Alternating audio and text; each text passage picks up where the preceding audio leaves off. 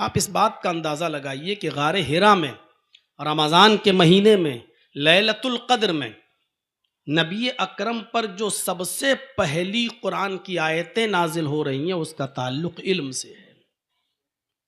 इससे आप अंदाज़ा लगा सकते हैं कि इल्म की अहमियत क्या है। इक़रा बिस्म रब्बिकल्लज़ी खलक़, पढ़िए उस रब के नाम से, और पढ़ने का हुक्म उसको दिया जा रहा है जिसने कभी किसी के सामने ज़ानुए तलम्मुस तह नहीं किया, किसी का शागिर्द नहीं रहा, जो उम्मी है।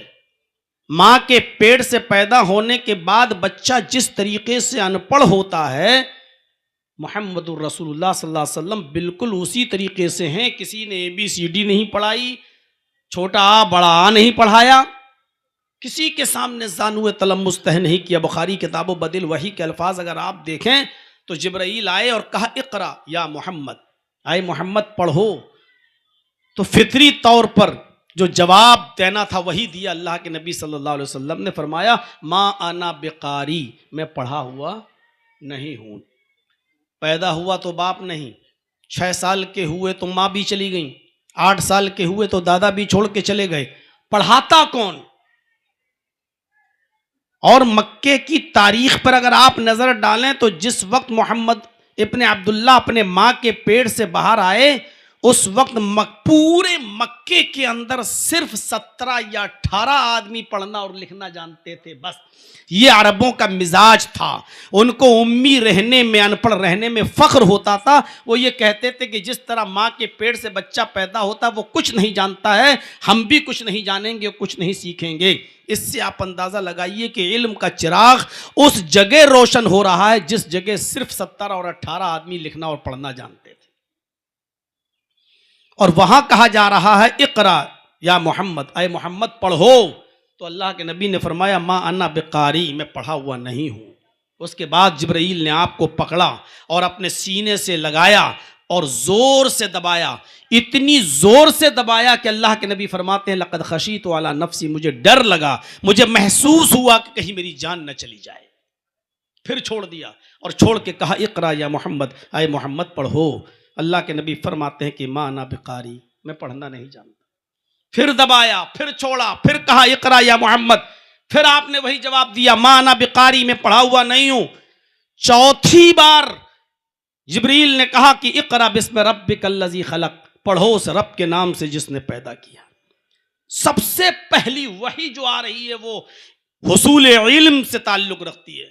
नमाज पढ़ने के लिए नहीं कहा जा रहा है, रोजा रखने के लिए नहीं कहा जा रहा है, ज़कात देने के लिए नहीं कहा जा रहा है, हज करने के लिए नहीं कहा जा रहा है, रिश्तेदारों के साथ अच्छा सलूक, पड़ोसियों के साथ अच्छे सलूक, यतीमों के साथ अच्छे सलूक, हुकूक और मामलात की तालीम नहीं दी जा रही है।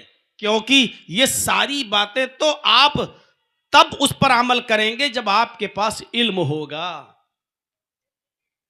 नमाज तो आप तब पढ़ेंगे जब इल्म होगा, रोजा तो आप तब रखेंगे जब आपके पास इल्म होगा। तो सबसे पहले जो आपको दावत दी गई, जो आपके ऊपर वही नाजिल हो रही है, उसका ताल्लुक इल्म से है। इक़रा बिस्म रब्बिकल्लज़ी खलक़, पढ़ो उस रब के नाम से जिसने पैदा किया। और तालीम भी कितनी सलीस, उस रब के नाम से पढ़ो जिसने पैदा किया।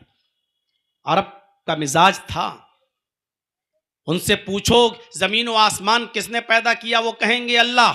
उनसे पूछो आसमान से बारिश कौन बरसाता, वो कहेंगे अल्लाह। ये सब वो जानते थे, अनपढ़ होने के बावजूद वो सुपर पावर को पहचानते थे, वो क्रिएटर को जानते थे, वो जानते थे कि क्रिएटर ऑफ यूनिवर्स कौन है, पूरी कायनात का खालिक कौन है। वो ये भी जानते थे कि एक छोटी सी सुई और माचिस का खोखला भी जब बगैर किसी बनाने वाले के वजूद में नहीं आ सकता है, तो इतनी बड़ी जमीन, इतना बड़ा आसमान, ये चांद, ये सितारे, ये सूरज, ये सैयारे, ये कहकशाएं, ये बगैर किसी बनाने वाले के कैसे वजूद में आ सकता है, ये वो अच्छी तरीके से जानते थे। इसलिए कहा जा रहा पढ़ो उस रब के नाम से जिसने पैदा किया।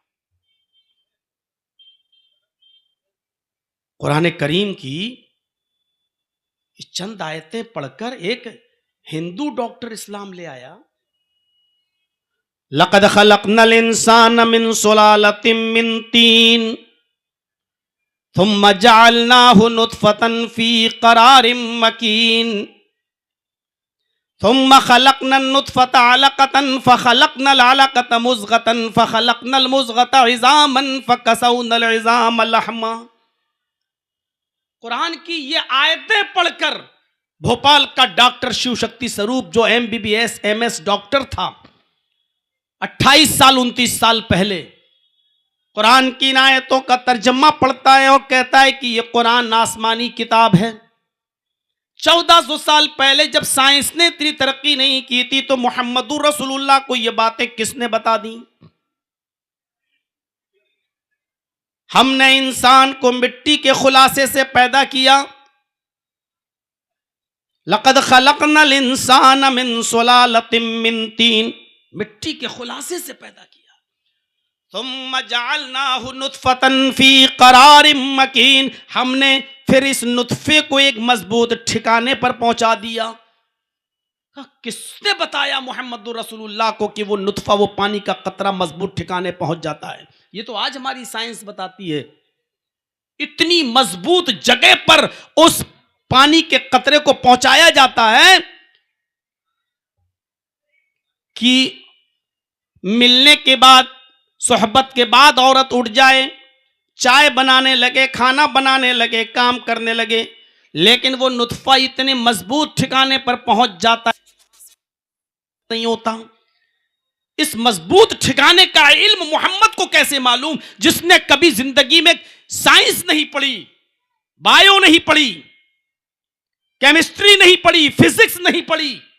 ये कैसे मालूम कि वो मजबूत ठिकाने पर पहुंच जाता है? सुम्मा खलकना नुतफत अलक़ा, फिर हमने उस नुतफे को, उस पानी के कतरे को जमा हुआ खून बना दिया। फखलकनल अलक़त मुज़ग़ा, फिर हमने उस जमे हुए खून को गोश्त का लोथड़ा बना दिया। फखलकनल मुज़ग़त इज़ामन, फिर उस गोश्त के लोथड़े को हमने हड्डी बना दिया। फकसौनल इज़ाम लहमा, फिर उस हड्डी के ऊपर हमने एक्स्ट्रा गोश्त चढ़ा दिया। कहता है कि हमारी अल्ट्रासाउंड मशीन जो अब बनी है वो बताती है कि सेम टू सेम, हू बहू इसी तरीके से बच्चा मां के पेट में बनता है। पहले पानी का कतरा, फिर उससे जमा हुआ खून, जमे हुए खून के बाद गोश्त का लोथड़ा, और उसी गोश्त को फिर हड्डी बनाया जाता है, फिर उस हड्डी के ऊपर गोश्त चढ़ाया जाता है। जो तरतीब कुरान ने बयान की और इसी तरतीब से कुरान की आयतें मोहम्मदुर रसूलुल्लाह ने दुनिया वालों को दी। इतनी बड़ी साइंस मोहम्मद को किसने बताई? दंग रह गया। और भोपाल के कवाड़ी मार्केट में जो अहले हदीस मस्जिद बनी है वहीं आता है, और आने के बाद वहां के आलिम के हाथ पर इस्लाम कबूल करता है और इस्लाम के अंदर एंट्री कर लेता है। आज उसका नाम इस्लामुल हक है, उसकी बीवी का नाम खदीजा है, उसकी बेटी का नाम आयशा है। सिर्फ कुरान की चंद आयतें उसने पढ़ी और उसको समझ में आ गया कि कुरान के अंदर कितनी बड़ी साइंस है। इस मदरसे के अंदर जो बच्चे पढ़कर हाफिज हो रहे हैं और निकले हैं, मेरे भाइयों, गुजारिश है कि इस कुरान की कदर करें। अब कुरान पढ़कर बैठ ना जाएं। आप जिस सब्जेक्ट के स्पेशलिस्ट हैं, कुरान में आपको वो सब्जेक्ट मिलेगा। अगर आप माहिर फलकियात हैं तो पढ़िए, इज़ा समाउन फतरत व इज़ल कवाकिबुन तसरत। माहिर फलकियात को कुरान इस अंदाज में जवाब देता हुआ नजर आएगा। अगर आप बायो पढ़ते हैं तो पढ़िए, लक़द खलक़नल इंसान मिन सुलालतिम मिन तीन। कुरान में बायो भी मिलेगी, कुरान में केमिस्ट्री भी मिलेगी, कुरान में फिजिक्स भी मिलेगी। दुनिया में कोई इल्म ऐसा नहीं है जो कुरान के अंदर मौजूद ना हो। और जब यह कहा जाए कि कुरान का इल्म हासिल करो तो माफ कीजिएगा, उसमें ऑटोमेटिक ये चीज शामिल है कि दुनियावी इल्म भी हासिल करो। इसलिए कि ये डॉक्टर शिव शक्ति स्वरूप किसी मदरसे में नहीं पढ़ा था, इसने पहली और दूसरी जमात नहीं पढ़ी थी। इसने कुरान को साइंस की रोशनी में समझा और ईमान ले आया। दुनिया में सारे लोग मदरसों में नहीं पढ़ते, उनके सामने आप कुरान को कैसे पेश करेंगे? अल्लाह करे कि एक दिन ये लोग भी इस्लाम की दौलत से माला माल हो जाएं, अंबानी जी, अडानी जी। अब आप इनसे कहिए कि ज़कात निकालो तो कैसे निकालेंगे? इनके पास दौलत इतनी है कि कोई हिसाब किताब है।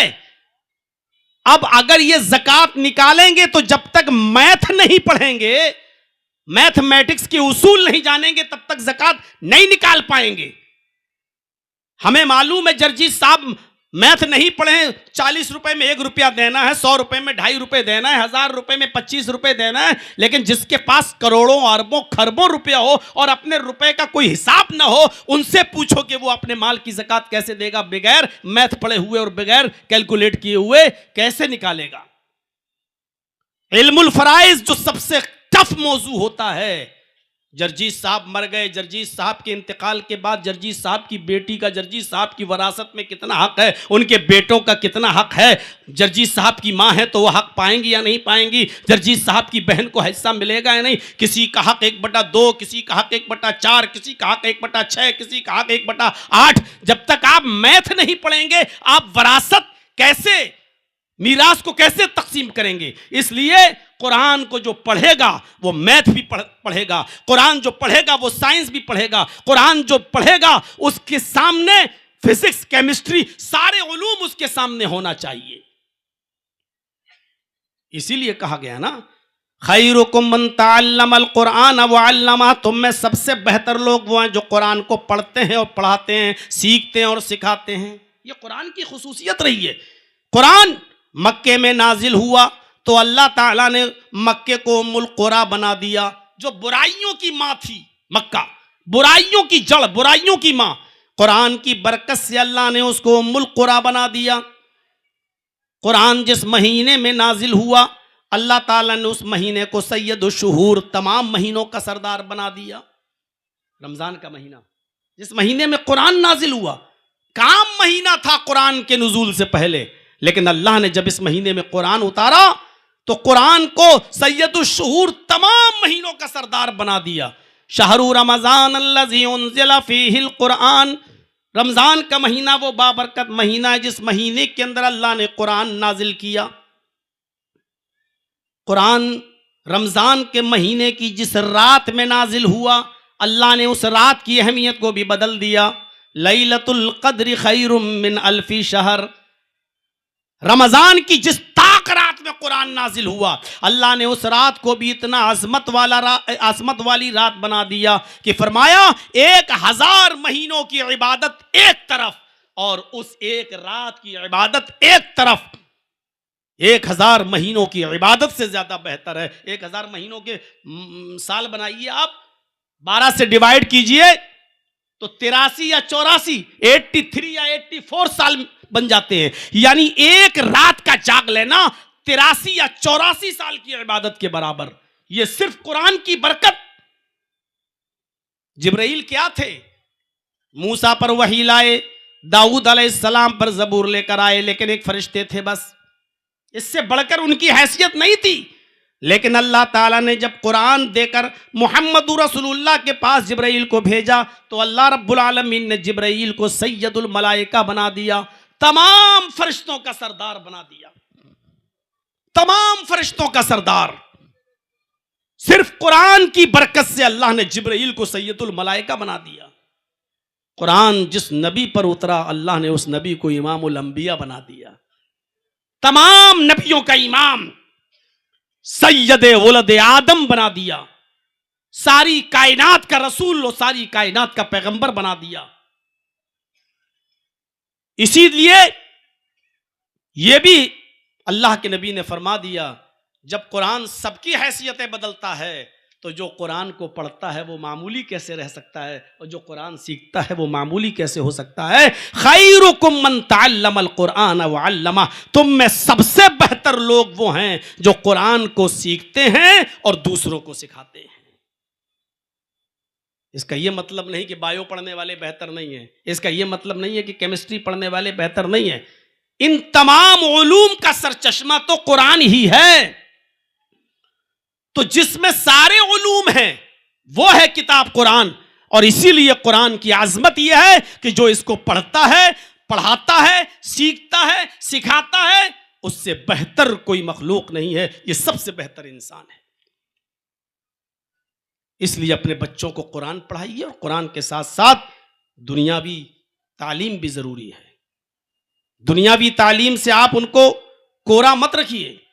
आज ऐसे भी बहुत से मदरसे हैं, मैं जानता हूं, पूरा हिंदुस्तान घूमता हूं, ऐसे मदरसे हैं जहां इंग्लिश आज तक नहीं रखी जाती है, हिंदी आज तक नहीं। वो कहते हैं कि नहीं, हम अपने बच्चों को सिर्फ दीनी तालीम देंगे। आज उन स्कूल और मदरसों से पढ़कर निकलने वाले बच्चे इतने बुरी नजरों से देखे जाते हैं कि स्टेशन पर रिजर्वेशन फार्म भरने के लिए दूसरों को पकड़ते हैं और कहते हैं साहब हमारा फार्म भर दीजिए क्योंकि हमने इंग्लिश नहीं पढ़ी है। आज उनको 8 साल और 10 साल मौलवियत पढ़ने के बावजूद भी उनको जाहिल करार दिया जाता है और उनको बुरी नजर से देखा जाता है। मेरे भाइयों, मदरसों के अंदर इंग्लिश भी स्ट्रांग होनी चाहिए।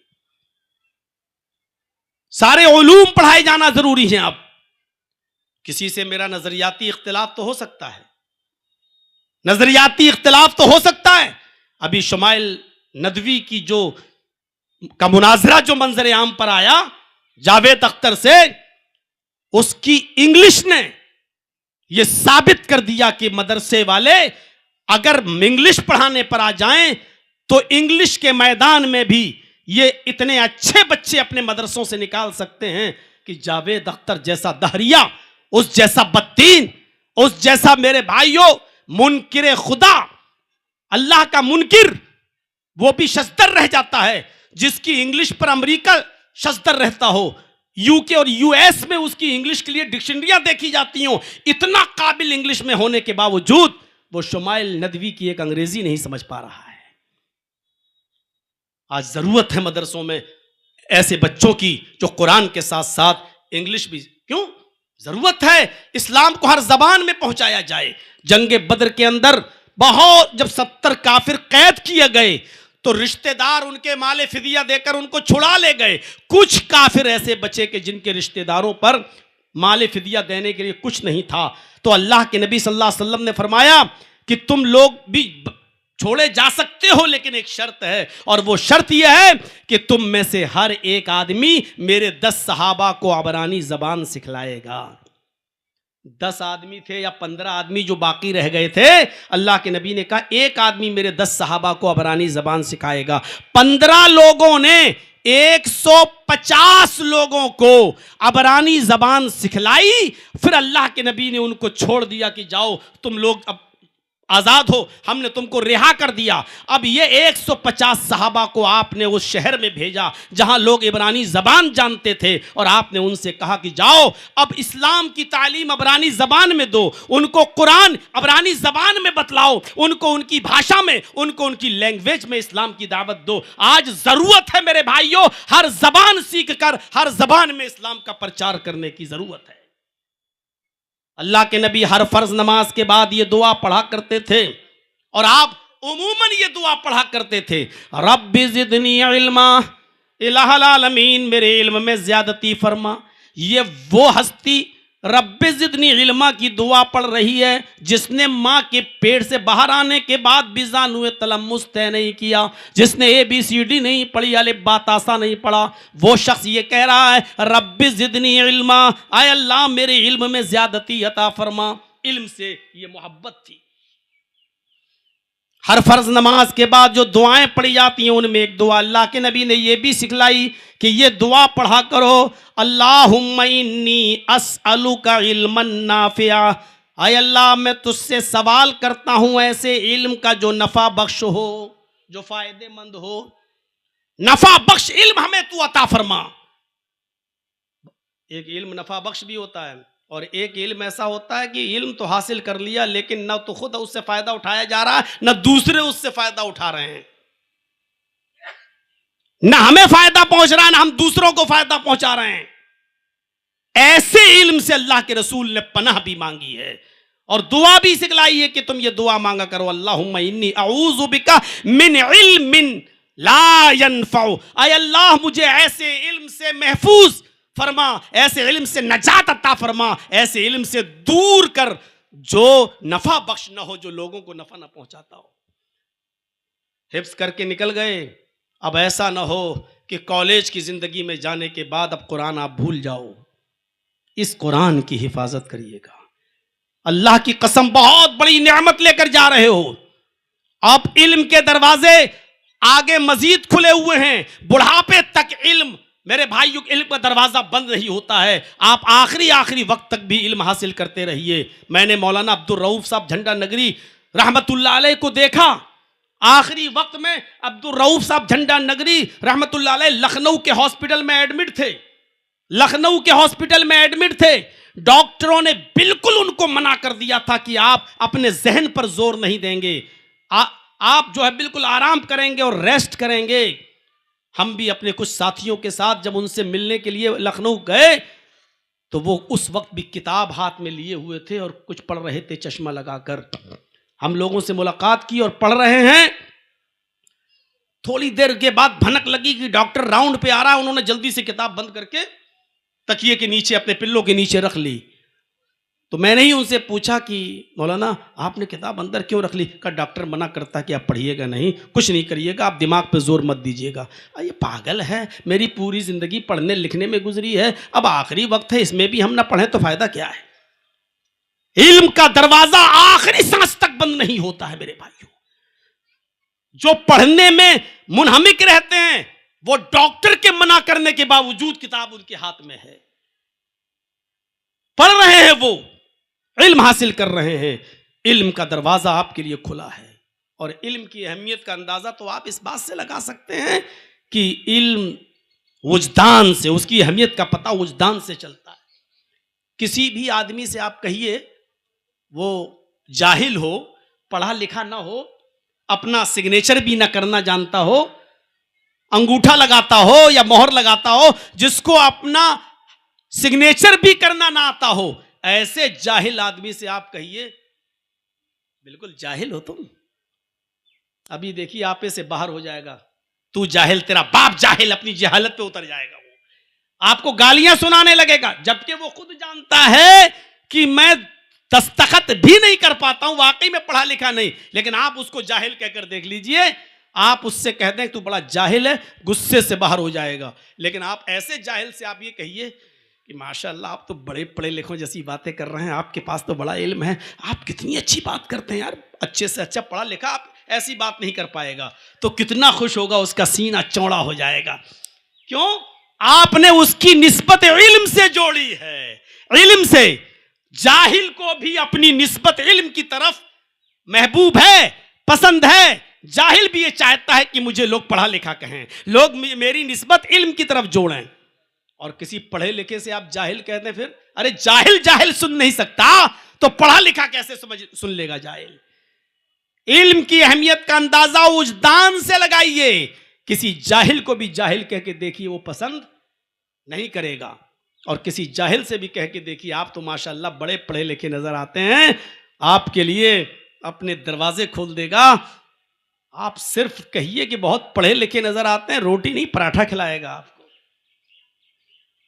आपके लिए अपने बहुत सी चीजों की कुर्बानियां दे देगा, क्योंकि आपने उसके लिए निस्बत इल्म की तरफ की है, उसकी निस्बत।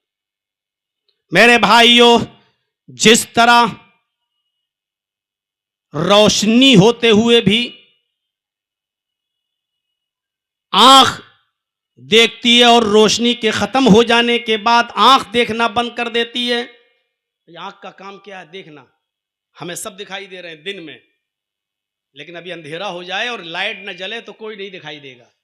या रात में जलसा हो रहा हो, जनरेटर लगे हुए हों, लाइटें जल रही हैं, जर्जी साहब की नजर हर जगह पहुंच रही है जहां तक लोग बैठे हुए हैं, अचानक जनरेटर में तेल खत्म हो जाए, पूरा अंधेरा हो जाए, कोई नहीं दिखाई देगा। साहब क्यों नहीं दिखाई दे रहा? आंख तो खुली है मेरी, और आंख का काम देखने का है। जब आंख खुली है तो फिर देख क्यों नहीं रही है? अगर आंख का काम देखने का है तो फिर आंख देख क्यों नहीं रही है? इसका मतलब यह हुआ कि तन्हा आंख नहीं देख सकती है, आंख को भी खारिजी रोशनी की जरूरत है, आंख को भी एक रोशनी की जरूरत है देखने के लिए। मेरे भाइयों, जिस तरह आंख खारजी रोशनी के बगैर किसी को नहीं देख सकती है, उसको भी बाहरी रोशनी की जरूरत है, या तो सूरज की या लाइट की रोशनी, तभी आंख देखने का काम करती है। ऐसे ही तन्हा दिमाग काफी नहीं है। अल्लाह ने हर इंसान को दिमाग दिया है, सबको दिमाग देकर भेजा है, लेकिन यह तन्हा दिमाग काफी नहीं है। जैसे आंख को बाहरी रोशनी की जरूरत है, ऐसे ही इस दिमाग को भी इल्म की जरूरत है। इस दिमाग को भी इल्म की जरूरत है, और इसीलिए कुरान ने मिसालें पेश की हैं।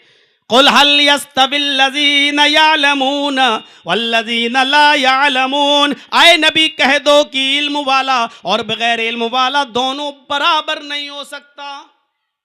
एक पढ़ा लिखा और एक अनपढ़ दोनों बराबर कैसे हो सकते हैं? हो जाएगा। कितना साफ लफ्जों में फरमाया, आए नबी ऐलान कर दीजिए कि इल्म वाले और बगैर इल्म वाले दोनों बराबर नहीं हो सकते। इल्म वालों का मकाम अलग है और बगैर इल्म वालों की हैसियत अलग है। दोनों बराबर नहीं हो सकते, दोनों को एक मकाम हासिल नहीं हो सकता है। एक जगह तो अल्लाह रब्बुल आलमीन ने इल्म को रोशनी और बेइल्मी को अंधापन से ताबीर किया है।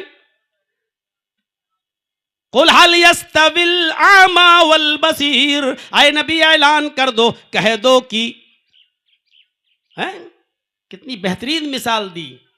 अंधा और देखने वाला दोनों बराबर नहीं हो सकते। अंधा और देखने वाला, एक आदमी सब कुछ देख रहा है, एक आदमी अंधा, दोनों बराबर हो जाएंगे? यहां अंधा जाहिल को कहा है और देखने वाला आलिम को कहा है, यानी हर आलिम और जाहिल दोनों बराबर नहीं हो सकते हैं। इसलिए मेरे प्यारे साथियों और दोस्तों, अजीजों, बुजुर्गों, अपने बच्चों को इल्म की तरफ रग़बत दिलाइए, उनको इल्म से जोड़िए और इल्म के साथ साथ, दीनी इल्म के साथ साथ उनको दुनियावी इल्म से भी लैस कराइए। आज के इस दौर में दुनियावी इल्म बहुत ज़रूरी है। दीनी इल्म के साथ साथ, दीनी इल्म के साथ साथ मदरसे इस टाइप के कायम कीजिए जिसमें दीन भी हो और दुनिया भी हो। आपके बच्चे आलिम बनने के बाद, फाजिल बनने के बाद कौम के मोहताज न रहें। वो बड़े से बड़े कंपनियों में अपनी जॉब लेकर और बड़े से बड़े मैदान में उतरकर डॉक्टर, इंजीनियर, ये सब बनकर वो अपने घर का गुजर बसर भी करें और दीन की दावत और तबलीग का फरीजा भी अंजाम दें। आज ऐसे लोगों की जरूरत है। इकबाल साहब तो बनात भी चलाते हैं माशाअल्लाह। जहां इल्म लड़कों के लिए जरूरी है, वहीं लड़कियों के लिए भी जरूरी है। इसलिए अल्लाह के नबी ने तलबुल इल्म फरीज़तुन अला कुल्ली मुस्लिम में दोनों को लिया है। इल्म दीन का हासिल करना फर्ज है हर मुसलमान मर्द पर भी और औरत पर भी। ये वैसा फर्ज नहीं है कि दो चार ने पढ़ लिया खत्म, नहीं। जैसे नमाज फर्ज है, जैसे रोजा फर्ज है, जैसे हज फर्ज है साहिब इस्तिताअत पर, जैसे ज़कात फर्ज है साहिब हैसियत पर, वैसे ही इल्म दीन का हासिल करना फर्ज है हर मर्द पर, हर औरत पर, हर लड़के पर, हर लड़की पर। तो अपनी बच्चियों को भी दीन की तालीम दीजिए, अपने बच्चियों को भी दीन का इल्म दीजिए, अपने बच्चियों को भी इल्म दीन से आरास्ता और पैरास्ता कीजिए, उनको भी इल्म दीन सिखाइए। क्योंकि अल्लाह के नबी सल्लल्लाहु अलैहि वसल्लम ने फरमाया, जिसकी 3 लड़कियां होंगी, बेटियां या बहनें, उसने उनको पढ़ाया होगा, लिखाया होगा और अच्छा अदब सिखाया होगा और दीनदार घरानों में अच्छे दीनदार लड़कों से उनकी शादी कर दी होगी, तो अल्लाह के नबी फरमाते हैं कि वो उनके कफील, उनके जिम्मेदार, उनके बाप, उनका भाई क़यामत के दिन मेरे साथ ऐसे होगा जैसे ये दोनों उंगलियां आपस में मिली हुई है। फिर आपने फरमाया जिसकी 2 बेटियां होंगी उसने उनको भी पढ़ाया लिखाया होगा, दीन सिखाया होगा और अच्छी जगह निकाह कर दिया होगा, वो भी मेरे साथ जन्नत में। फिर आपने फरमाया अगर एक बेटी है तो उसको भी लिखाओ पढ़ाओ और अच्छी जगह उसकी शादी करा दो, वो भी मेरे साथ जन्नत में होगा। ये लड़कियों की तालीम के सिलसिले में कहा। एक लड़का जब आलिम बनता है उसकी अपनी इस्लाह होती है, एक लड़की जब आलिमा और फाजिला बनती है तो पूरे खानदान की इस्लाह की जामिन होती है, वो पूरे खानदान की इस्लाह का जरिया बनती है, क्योंकि बच्चों की तरबियत घर से होती है। आप कितनी भी यूनिवर्सिटी में अपने बच्चों को पढ़ा लें, ऐसे कितने स्कूल और कॉलेज हैं जहां एम कॉम बी कॉम करने के बाद लड़के निकलते हैं, पढ़ते हैं, निकलते हैं। लेकिन आज उन यूनिवर्सिटीज से पढ़कर निकलने वाले हजारों लोगों को आपने देखा होगा स्टेशन पर या बस स्टैंड पर या किनारे खड़े होकर पैंट की चैन खोलकर खड़े होकर पेशाब करते हुए। बहुत से लोगों को आपने देखा होगा स्कूल में पढ़ाई तो हो गई लेकिन तरबियत नहीं मिल पाई, कॉलेजेस में पढ़ाई तो हो गई लेकिन तरबियत नहीं मिल पाई। नेपोलियन अक्सर कहता था कि मदर्स लेप is first college for children, मां की गोद ये बच्चे का पहला मदरसा है। बच्चा मां की गोद से तरबियत हासिल करके निकलता है। अब्दुल कादिर जिलानी बगदादी का वाकया हमने चौथी क्लास में पढ़ा था, अब तो खैर हटा दिए गए हैं वो कोर्स से वो चीजें, कि वो एक काफिले के साथ जा रहे थे और डाकुओं ने जब लूटा पूरे काफिले को लूट लिया। और जब इस 12 साल के बच्चे से पूछा कि तुम्हारे पास भी कुछ है, तो उसने कहा हाँ 40 अशरफियाँ हैं। कहाँ हैं? मेरे कोट मेरे कुर्ते के अस्तर में सिली हुई हैं। फाड़ के देखा तो 40 अशरफियाँ निकली। डाकुओं के सरदार ने पूछा कि तुमने आखिर बता क्यों दिया, ये तो छुपी हुई थी, हम तो यहाँ तक पहुँच भी नहीं सकते थे, फिर तुमने बता क्यों दिया? इस 12 साल के बच्चे ने जवाब दिया कि मेरी माँ ने चलते वक्त नसीहत की थी कि बेटे हालात कितने भी ख़राब हो कभी झूठ मत बोलना, हमेशा सच का सहारा लेना। इसलिए मैंने अपनी माँ की नसीहत को पकड़ा और जब आपने पूछा तो मैंने वही जवाब दिया जो मेरी माँ ने मुझे सिखाया। इसका असर डाकुओं के सरदार पर यह पड़ा कि सबका लूटा हुआ माल वापस कर दिया और कहा कि यह बच्चा अपनी मां का इतना कहना मानता है और हम तो अपने रब का कोई कहना नहीं मानते हैं। तौबा किया, सबने इस्तिग़फ़ार किया, तौबा किया और सबका लूटा हुआ माल वापस करके दीन के रास्ते पे आ गए, नमाजी बन गए, रोजेदार बन गए। मेरे प्यारे साथियों, मां, ऐसी मां मदरसों से निकलेगी, ऐसी मां तैयार होगी मदरसे की तालीम से। इसलिए अपनी बच्चियों को दीनी तालीम से आरास्ता और पैरास्ता करिए ताकि आपकी बेटियां आगे चलकर ऐसी मां बनकर निकले। मां अगर तरबियत, सुल्तान डाकू को जब फांसी दी गई ना, फांसी, तो उससे पूछा गया कि आखिरी तमन्ना क्या है? कहा कि मेरी आखिरी तमन्ना है कि मुझे मेरी मां से मिलवाया जाए। जब मां को बुलवाया गया, कहा लो मुलाकात हो गई, अब भी कोई तमन्ना है? कहा हाँ। कहा क्या? कहा मुझसे पहले मेरी मां को फांसी दो। कहा क्यों?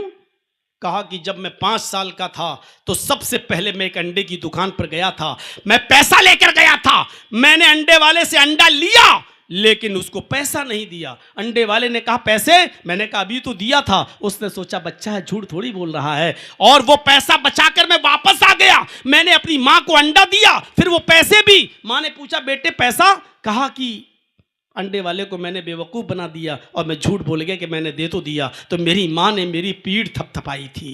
कहा बेटा अच्छा हुआ तूने ऐसा किया, अब शाम की भी चूल्हा जल जाएगा मेरे घर पर। वहीं से मुझे चोरी का दरवाज़ा मेरे लिए खुला और मैं फिर आगे चलकर इतना बड़ा डाकू बना कि जो मुझे माल नहीं देता था मैं उसका मर्डर कर देता था, कत्ल कर देता था। और फिर बिलाखिर पकड़ा गया और कानून के शिकंजे में आकर मुझे फांसी की सज़ा सुनाई गई और आज मैं फांसी के तख्ते पर लटक रहा हूँ। इस पर पहुंचाने वाली मेरी मां है, इसलिए मुझसे पहले मेरी मां को फांसी दी जाए। मां चाहे तो अपने बच्चे को अच्छी तरबियत भी दे सकती है और मां चाहे तो अपने बच्चे को बेहतरीन तरबियत और बुरी तरबियत दोनों दे सकती है। मेरे भाइयों, मुस्नद अहमद में एक वाकया नकल किया गया है कि एक सहाबिया जिसके घर में जब बच्चा पैदा हुआ तो वो बच्चा जब भी पेशाब करता था, वो बच्चा जब भी पेशाब करता था, माँ उसकी शर्मगाह पर पानी का एक लोटा डाल देती थी।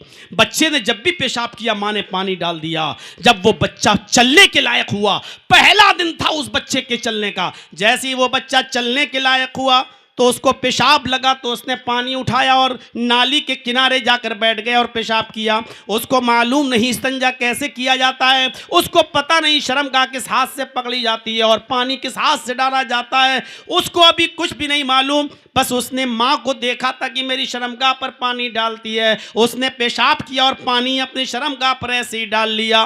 माँ दूर से ये मंजर देखती है, नजरें आसमान पर डाल के कहती अल्लाह मैं कामयाब हो गई, मैं अपने बच्चे को जो तरबियत देना चाहती थी मैंने अपने बच्चे को वो तरबियत दे दी। अब मेरी मौत भी आ जाए तो मुझे परवाह नहीं, मैं अपने बच्चे को जो सिखाना चाहती थी मैंने अपने बच्चे को वो सिखा दिया।